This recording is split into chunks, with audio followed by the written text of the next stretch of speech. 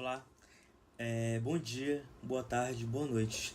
Meu nome é Inivaldo Vieira Ferreira e estou veiculado aqui como autor-líder do projeto O Conformado, que através da instituição Cesupa foi veiculado a categoria Ficção em Vídeo veiculado na internet. Naquele caso, o trabalho foi feito no primeiro semestre do curso de Publicidade e Propaganda através da matéria História e Teoria da Comunicação 1, matéria ministrada pelo professor Danilo Caetano. Naquele período, depois de completar os conteúdos, o professor havia solicitado que, através do nosso estudo das teorias, fizéssemos um esforço em tentar representar aquelas teorias em vídeo que seriam veiculadas na internet.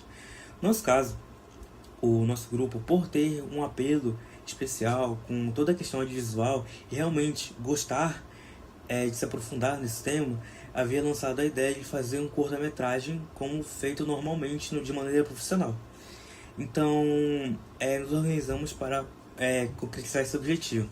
Aqui, passando um pouco para o slide, o conformado do curta-metragem e sua relação direta com a teoria crítica da Escola de Frankfurt, que no caso foi a teoria que nos foi designada a poder elaborar em cima.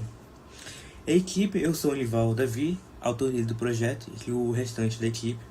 Sumário, editando que vamos falar aqui durante, e teoria crítica.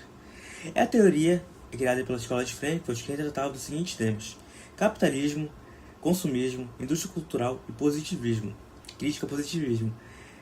Não conseguimos encontrar uma maneira naturalista de retratar a crítica ao positivismo, então ficamos mais com os outros três tópicos. Sinopse.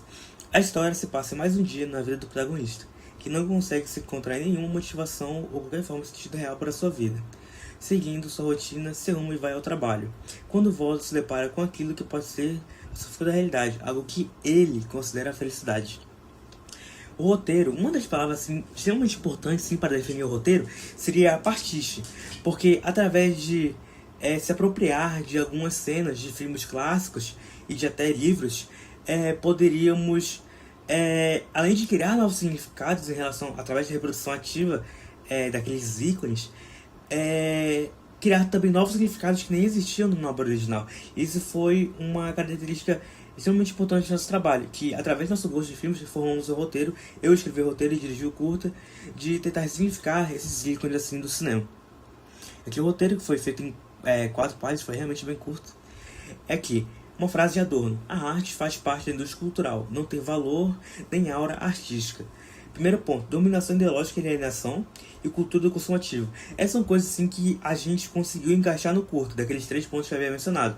No caso aqui do lado vai ter as cenas, no caso que ilustram esses pontos assim, no caso de maneira livre por ser uma obra ficcional. Aí no caso aqui, se aprofundando um pouco mais, o consumo é exacerbado devido à indústria cultural, produção de produtos culturais de seu valor artístico, indústria cultural e o valor do consumismo exacerbado, consumo inevitável de algo da indústria cultural e padronização e a viciação dos produtos criados pela indústria cultural. No caso, esses temas entraram de alguma forma dentro da nossa produção aqui. E aqui seremos alguns tópicos. Protagonista: não tem interações sinceras, não se importa com qualquer tipo ou emoção humana, está sempre sozinho, isolado, uma pessoa que não se conecta com os outros nem consigo mesmo.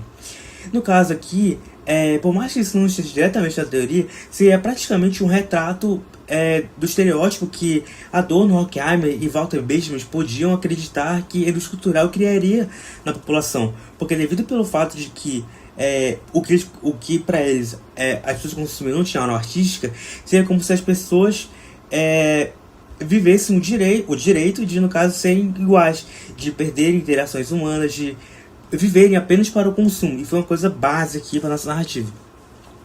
Cores e sua correção: cores neutras e frias, ar melancólico, ausência de individualidade do protagonista e tom verde frio para a sensação de repetição que há durante todo o curta. No caso, a cor um verde mais bege assim foi selecionada porque ela ficasse tanto do começo ao final da produção e que significasse de alguma forma a questão do protagonista ali viver uma repetição. Não tem cores quentes, não tem muito contraste dentro desse tema. É tudo realmente esverdeado, tal qual a vida que cerca, que é uma vida entediante, assim, a vida sem emoção. Aí, fotografia, iluminação e visual. A fotografia, sendo como elemento central, a escolha cromática, refletindo o estado emocional. Enquadramento parece estar a solidão e a falta de conexão humana. a iluminação da criação da atmosfera sombria e destaque para as sombras e contrastes. No caso, por usarmos só um ponto de luz, foi como se meio que realmente não tivesse muita felicidade na vida dele, porque diretamente a gente pode ligar a luz a, querendo ou não, uma relação, coisa que no caso ele não tinha.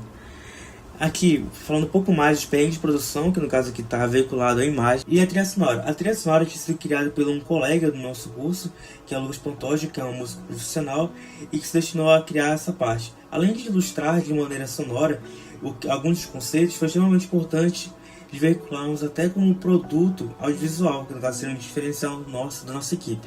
Então, adentrando aqui na parte das referências cinematográficas aqui, porque, como já foi dito anteriormente, que nosso trabalho, em resumo, seria praticamente uma forma de pastiche das obras que nós, como grupo, gostamos e tal. Pegamos aqui uma referência do próprio cinema para tentar, de alguma forma, criar novos significados e encaixar na nossa narrativa.